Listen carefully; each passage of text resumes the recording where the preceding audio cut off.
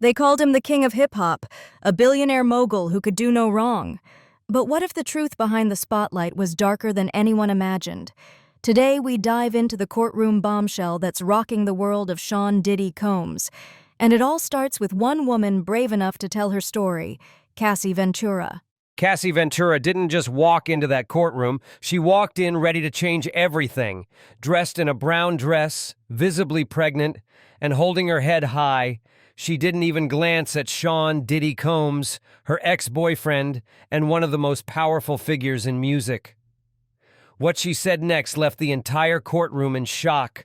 Cassie began by telling the jury about how she met Diddy when she was only 19 years old. He was already rich and famous, a music mogul who had created Bad Boy Records and helped launch the careers of some of the biggest stars in hip-hop. She was just starting out, hoping he would help her build a music career. But what Cassie described in court was not a love story. It was a story of control, fear, and abuse. She said Diddy took control of her life piece by piece. He chose what she wore, where she went, who she could talk to, and even what happened behind closed doors. One of the most disturbing things she talked about were the so-called freak-offs. These were private situations where Diddy allegedly made her be intimate with other people while he watched. She said he even controlled the lighting and gave her instructions like a director. At first, Cassie admitted, she pretended to enjoy them. She said, "I did. But only because I got to spend one-on-one time with him.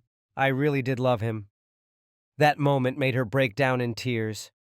And it made something else clear. This wasn't just physical abuse. It was emotional and psychological abuse, too.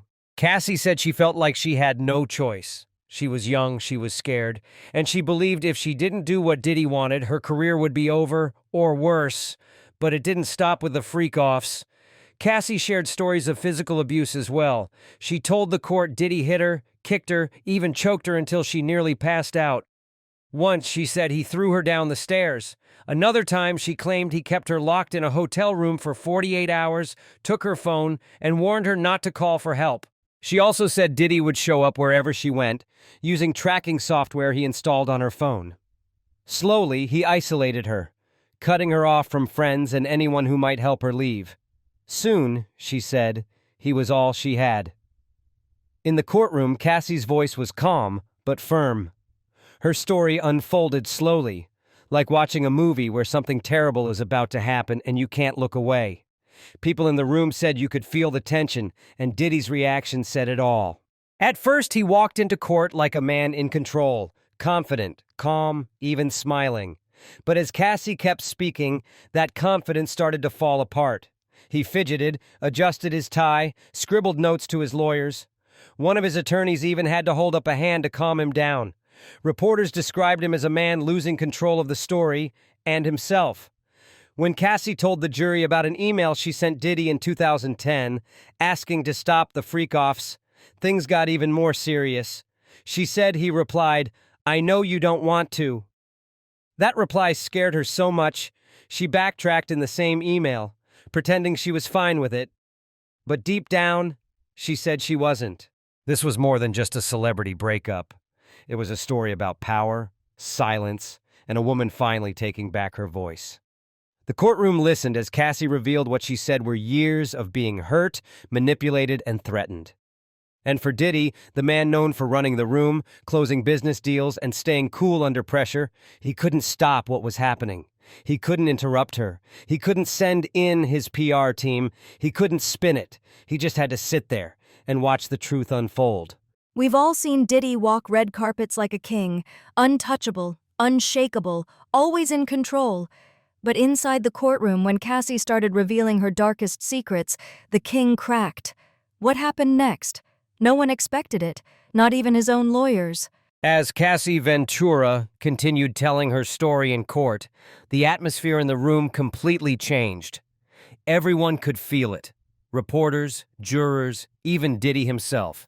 He came in acting like he was still the Diddy we all knew from TV. Cool suit, confident walk, surrounded by high-powered lawyers. But when Cassie began revealing the darkest parts of their relationship, the control, the abuse, the fear, Diddy didn't look so confident anymore.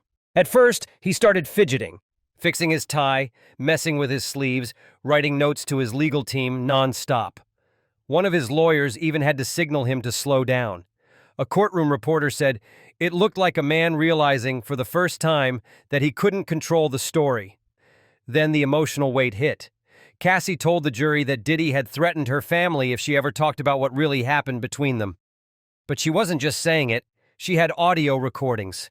Actual recordings of Diddy's voice making those threats. When her lawyer played them in court, Diddy finally snapped. He jumped out of his seat, pointed at Cassie, and shouted, "You know that's not how it happened!" The courtroom went still.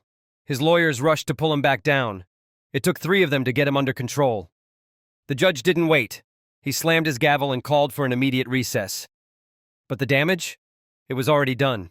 People who had watched Diddy for decades, reporters, fans, even courtroom staff, couldn't believe what they were seeing.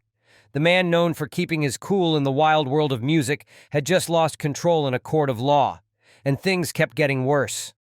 Cassie revealed that she'd been quietly collecting proof over the years, text messages, emails, and even screenshots from Diddy himself.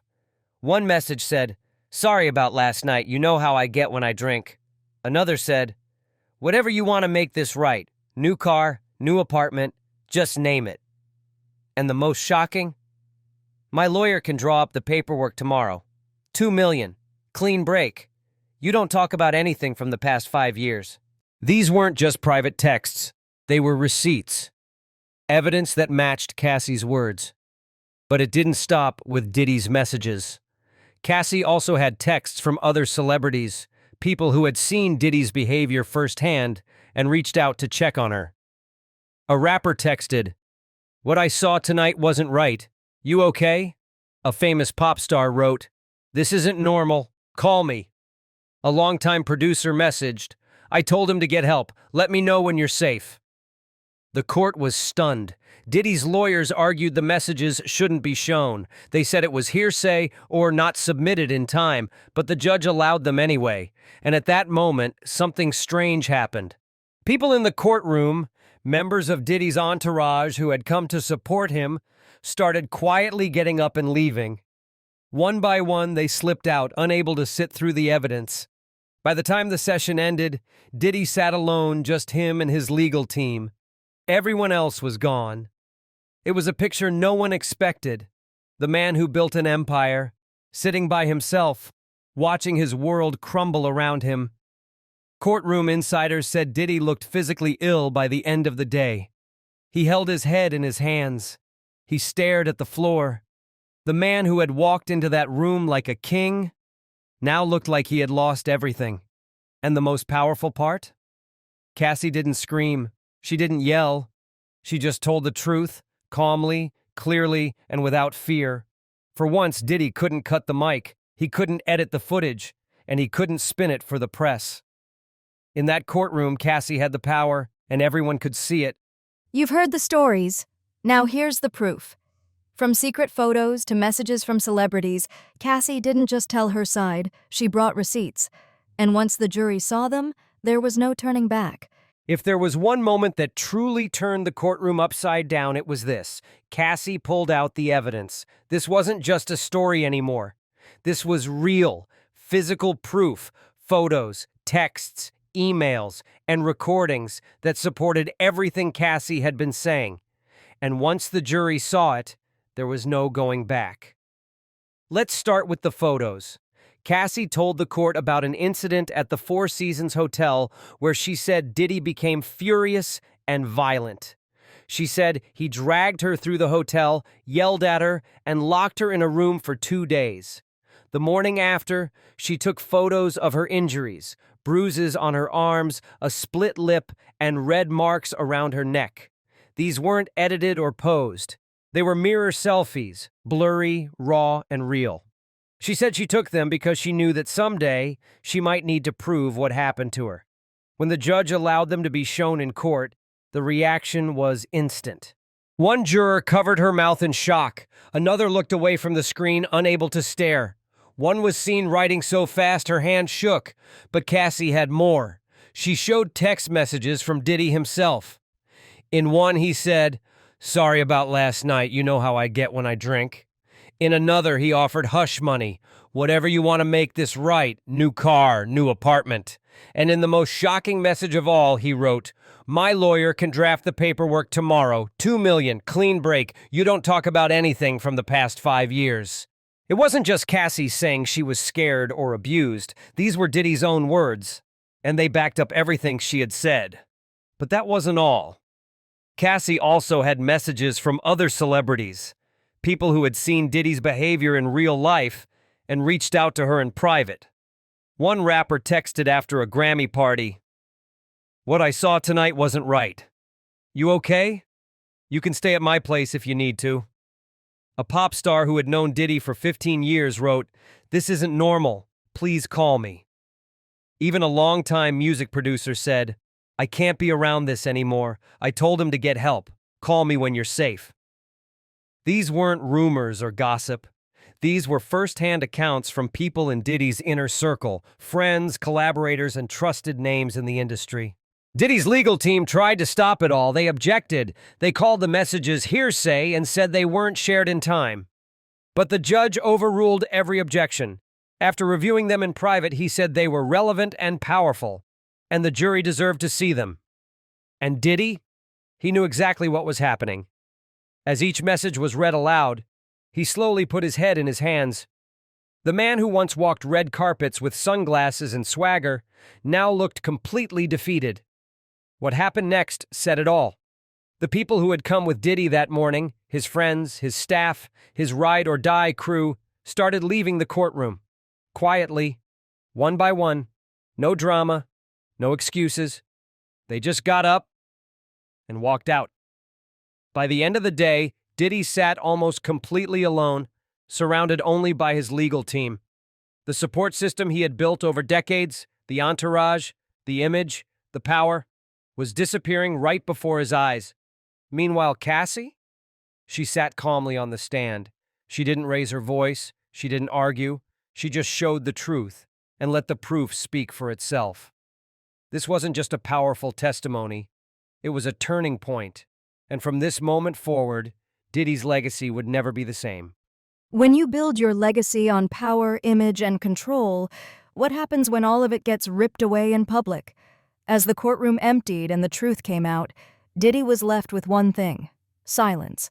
And now, the world is watching what comes next. When the day started, Diddy walked into the courtroom like a superstar. Tailored suit, legal team at his side, and a quiet confidence that said, "I've got this." But by the end of Cassie Ventura's testimony, that confidence had vanished, along with almost everyone who had walked in with him. After hours of emotional testimony, shocking photos, and undeniable text messages, Diddy was no longer the powerful music mogul everyone feared and admired. He was a man sitting alone in a courtroom, head down, shoulders slumped, completely exposed. Witnesses said he looked physically sick by the end of the day. At one point, when Cassie's lawyer played a recording of Diddy allegedly threatening her family, he stood up and shouted at her. It took 3 lawyers to pull him back down. The judge had to call for a break to calm the room. And that wasn't the only breakdown. As the evidence kept coming, photos, texts, and messages from other celebrities who had seen Diddy's behavior firsthand, his support started to disappear. One by one, people who had shown up to support him, friends, staff, even bodyguards, quietly left the courtroom. No goodbyes, no words, just silence. When court finally ended that day, Diddy was alone. The man who used to control the room, control the headlines, and control the story, couldn't control any of it now. And Cassie? She stayed strong, calm, focused. She told her story and let the evidence speak for itself. She didn't yell or cry for attention. She just told the truth and let the world hear it. Now everyone is asking, what happens next? Could this trial destroy Diddy's career for good? Could more people come forward? Will companies, artists, and business partners start to cut ties with him? For decades, Diddy was the face of success in hip-hop. He built Bad Boy Records. He created fashion lines, vodka brands, and reality shows. He made stars and made billions. But now, after Cassie's testimony, that legacy is hanging by a thread. His public image is in free fall, his fan base is shaken. And his name, once a symbol of power, might become a symbol of something much darker. The courtroom may be quiet for now, but the noise outside is getting louder. Cassie Ventura didn't just file a case. She didn't just tell her story. She changed the conversation. And no matter what the final verdict is, one thing is clear. The world will never see Sean Diddy Combs the same way again.